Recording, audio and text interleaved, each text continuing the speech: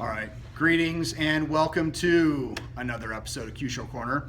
Today we are going to cover Spleen 17. Now, Spleen 17 is on the torso. In fact, it is pretty much on almost everybody. It is 1 inch down and 1 inch over from the nipple. Women, maybe a little bit different. We have some women that I've worked with, and generally right along the curve of the breasts as we can find it there on them. But generally for men, nipple line 1 inch down, 1 inch over. On Uriel, it's roughly right about there. When we activate this, we want to activate it 45 degrees in. Now, one of the reasons that I'm showing this on his right side is because on the left side, heart tilts to the left, we don't want to touch that. Not just in, say, Sensei Dillman's books, but also in pretty much all the other material that I've read.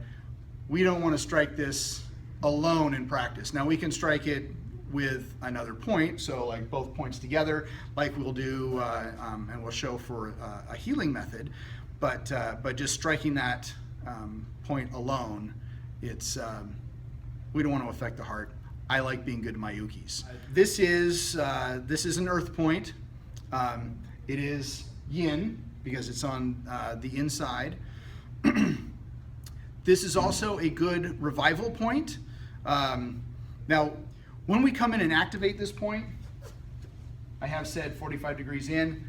We can use knuckle, knuckle, or even just coming up in a fist, but coming up, we kind of get that type of body reaction. So I could come up and in just like this, kind of just, so if that close in fight, I can come in and get that kind of reaction.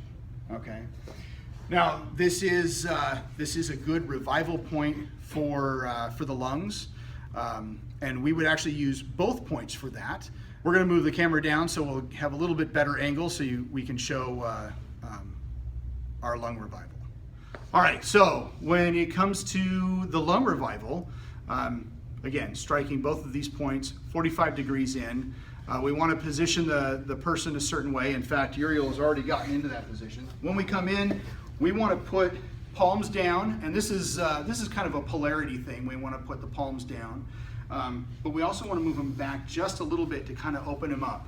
So I'm going to come up using this part of my thumb, coming up and in. Now,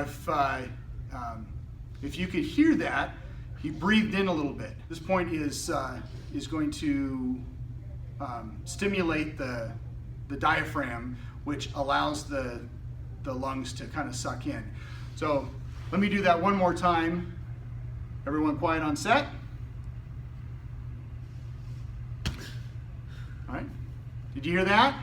I heard it. All right. So when we get to this point, now I've actually used this on my daughter.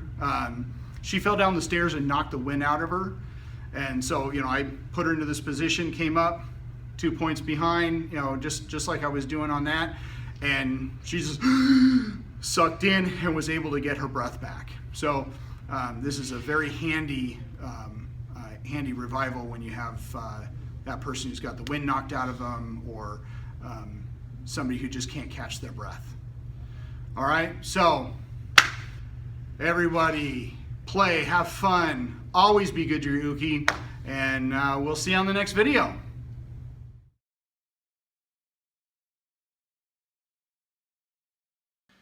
I just wanted to thank you guys for tuning in and staying Kyusho informed.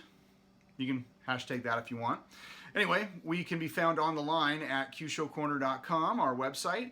We're also on Facebook, Twitter, YouTube, of course, and now on Periscope. So log on, check out what we're doing.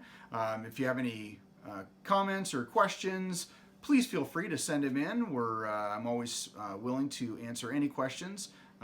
Some I'll answer personally, some I might do through video.